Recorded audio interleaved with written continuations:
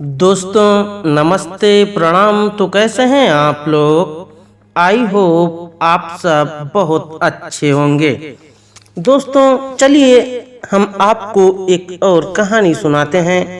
कहानी का शीर्षक है रावण को सूचना। खर दूषण का वध हो जाने पर खर के एक अकंपन नामक सैनिक ने, जिसने किसी प्रकार से भागकर अपने प्राण बचा लिए थे, लंका में जाकर रावण को खर की सेना के नष्ट हो जाने की सूचना दी।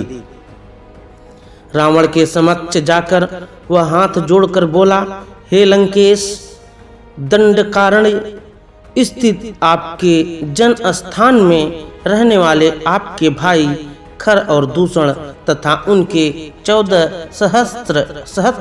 सहस्त्र सैनिकों का वध हो चुका है। किसी प्रकार से अपने प्राण बचाकर मैं आपको सूचना देने के लिए आया हूँ।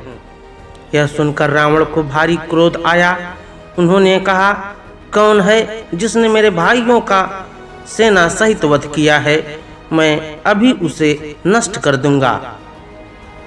तुम मुझे पूरा वृत्तांत सुनाओ।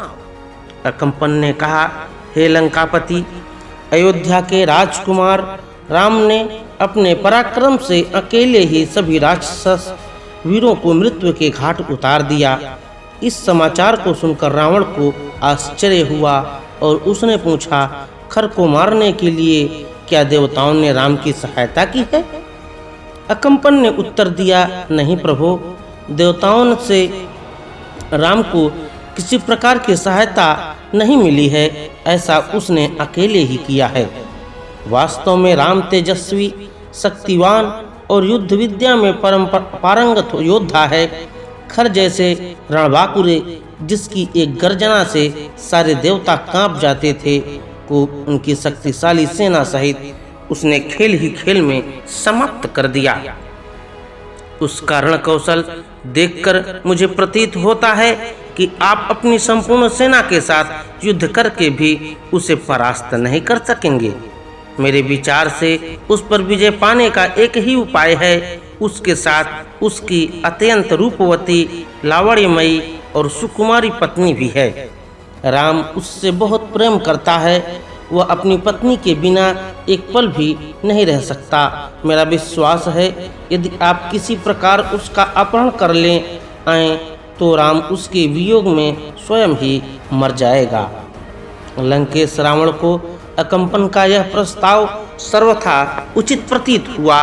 तत्काल ही वह अपने दिव्य रथ पर सवार हो आकाश मार्ग से उड़ता हुआ अपने परम मित्र मारीच के पास पहुंचा।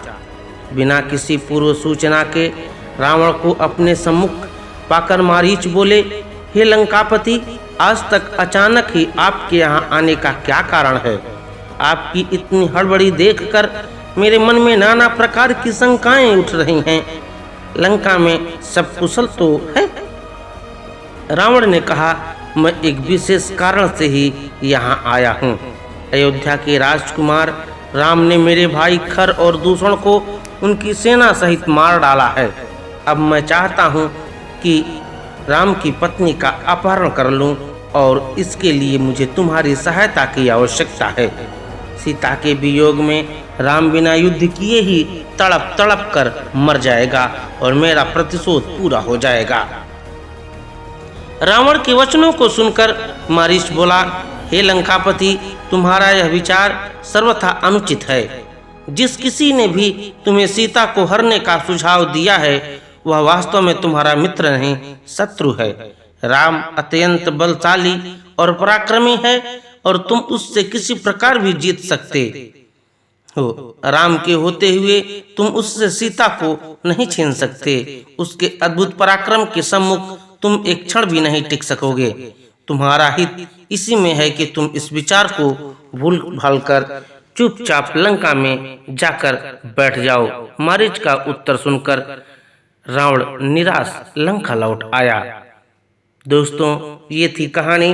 अगर कहानी आपको अच्छी लगी हो तो आप हमारे चैनल को सब्सक्राइब करें, वीडियो को एक लाइक जरूर कर दें। मिलते हैं कल ऐसी ही एक और नई कहानी के साथ।